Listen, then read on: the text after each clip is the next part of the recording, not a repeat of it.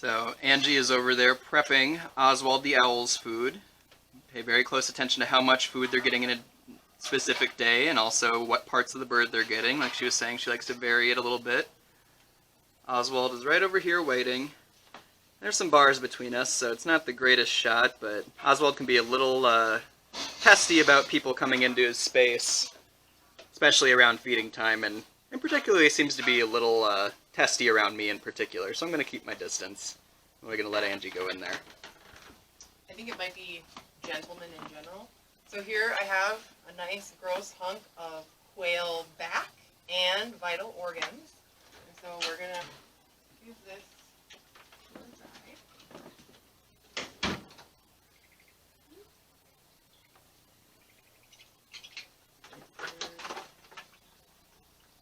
So he's pretty particular. He will generally is probably just going to hold on to that. He might stash it somewhere in here, but he's probably going to wait to eat until it gets dark out. And it's also very strange for me to like go in there and start talking. Mm-hmm. And so you probably notice how he kind of flew around and dropped his food. That's just him going, this isn't normal. This is not a normal routine and I feel uncomfortable. So you were hiding it behind your back when you went in there. Why was that? That is just safety. It's never happened, but theoretically, they could be hungry enough where if he sees the food here, he might just come right at it, which would surprise me and it would be whatever.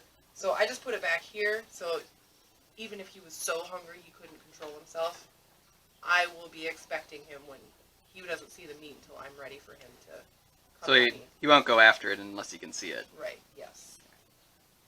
Alright, so now we'll feed O'Reilly. O'Reilly.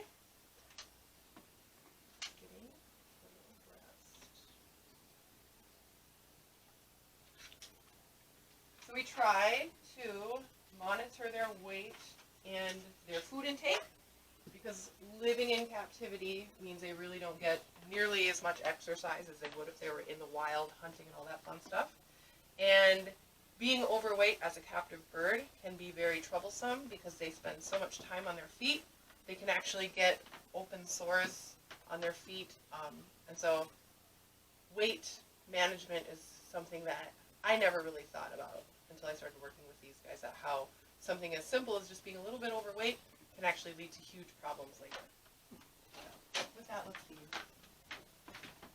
O'Reilly's a pretty well-tempered bird, so he is generally trained to come to my glove and grab the food from me.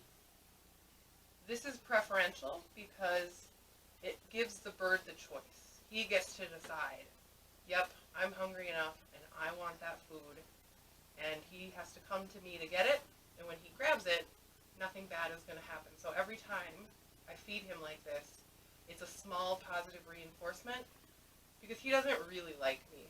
He only really likes the food that I give him. So he just kind of tolerates my presence. So what happens if he doesn't take it? If he doesn't take it, I give him 3 tries. So we'll do this, and like I said, I'm talking right now, so everything's a little weird, so I'm not being too picky. But generally, I'll hold it up, I count to 10. If he doesn't take it, then I move away, I ignore him, I hide the food, and he'll usually start like smacking his lips and getting a little uncomfortable, like, hey, where are you going? And I'll do that 3 times, and if he chooses not to, then I pretend like I'm not going to feed him, and I'll go feed someone else. You can see he's a little more interested now. I basically just wait for him to panic like I'm not going to feed him. If he were to be like, if it was for some reason we had been overfeeding him for a few days and he's not super hungry, then maybe we might skip a meal. But for the most part, he'll come. So, but like I said, I'm talking. Everything's kind of weird right now, so he might not. And I'm not going to like punish him for that. But routine is important. So, if I were to just go, oh, whatever, I'm going to flop that down there, then he might go, oh, I don't have to work for my food anymore. And then that can lead to a whole bunch of behaviors.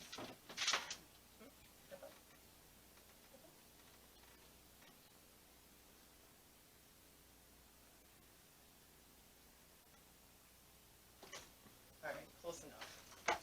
Usually I would want him to fly to my glove, but we'll let that slide. What are the straps that he has on his feet? Excellent question. Those are called jesses, and that is equipment.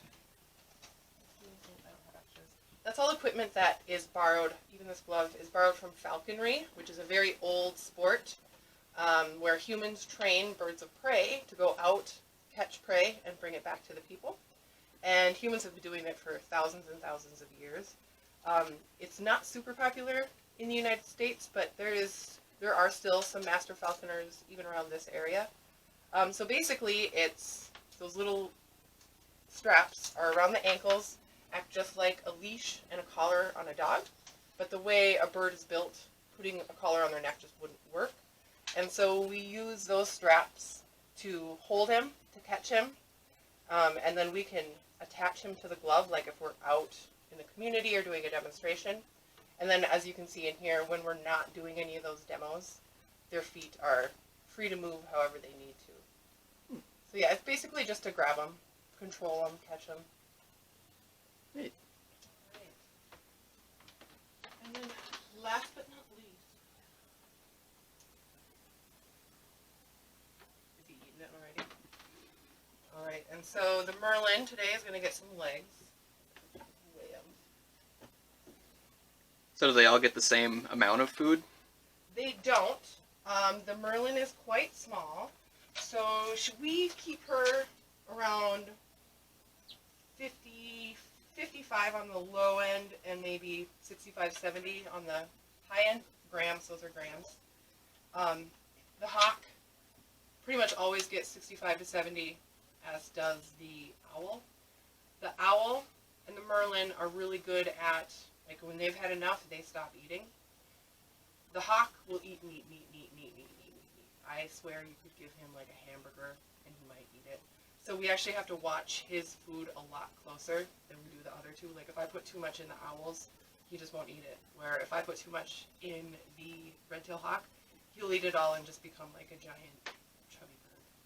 So we are going to give the Merlin about 60 grams of quail legs. And she is just as noisy when she's in here. So with the other ones, you just kind of toss them the food. What's different about the hawk? So with her, she really has trouble flying.